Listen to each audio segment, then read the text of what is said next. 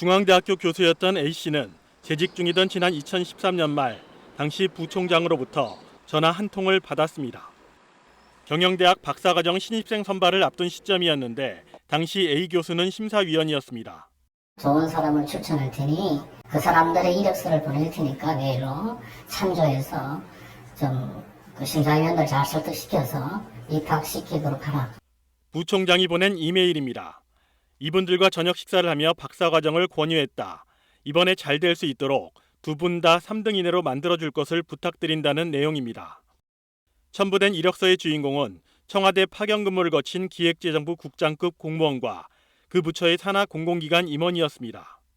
해당 학과의 전공과 이제 전혀 무관하고 학과에서는 이제 풀타임 위주로 이제 학생들을 선발하기 때문에 그 사람들의 경우에는 3순위에 들어올 수 있는 그런 이제 성적이 안 됐고 A 교수는 부총장의 지시를 면접 당일 다른 심사위원 교수 2명에게 전달했지만 다른 교수들은 부정적인 반응을 보였습니다. 그런 게 요청이 들어오면 그 양반들은 솔직히 조금 오히려 팽을 칠주는 그런 부분이 있어가지고 부총장의 요구대로 두 사람의 성적이 3등 이내에 들진 못했지만 최종 합격했습니다. 예정 PO를 넘어선 2명을 포함해서 이제 5명이 합격자 명단에 있는 것을 보고 저도 내심 대단하다 그렇게 느꼈었죠. 합격한 2명 중 1명은 당시 기재부 국장급 공무원이었던 구윤철 국무총리실 국무조정실장입니다. 구 실장은 입학 권유를 받은 건 맞지만 중앙대 다른 교수의 추천으로 박사과정에 응시했다는 입장입니다.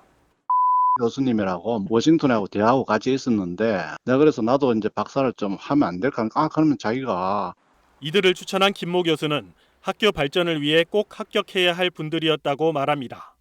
제가 개인적으로 옛날부터 이제 아는 형 친구분들인데 그 학교를 모시려고 했던 분인데 제가 이제 심사위원도 아니고 그러니까 한계가 있긴 있지만 사실은 그런 분 정도면 학교에서 우리 중앙대에서 박사 모셔야 될 분들인데 하지만 부총장에게 이들의 합격을 청탁하진 않았다고 주장했습니다. 반면 당시 부총장의 얘기는 다릅니다. 김 교수가 당시 심사위원인 A 교수에게 부탁을 해달라고 해서 자신이 이메일을 보냈다고 주장했습니다.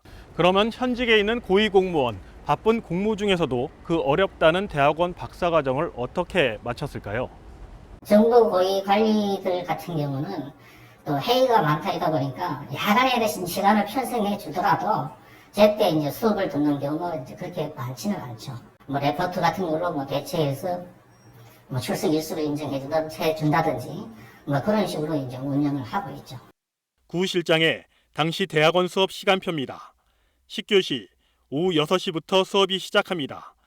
일반 대학원 수업인데도 사실상 야간 특수대학원처럼 운영됐습니다. 야간에 가시기 좀 힘들지 않았을까요? 세종에서 이제 그 서울까지. 아니 그렇게 하는 사람들 많아요. 야간에 올라와가지고 또 레포트도 내고 이렇게가 밤 다 그렇게 다니는 거죠.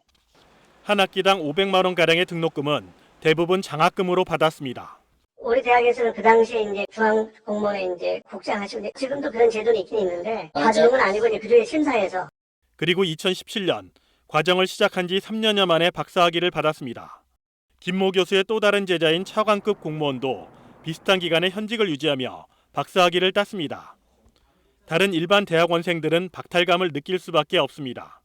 내가 고위공무원도 아니고 평범한 사람인데 박사를 하고 싶은데 그런 백도 없고 이러면은 공부할 기회를 놓치는 거지.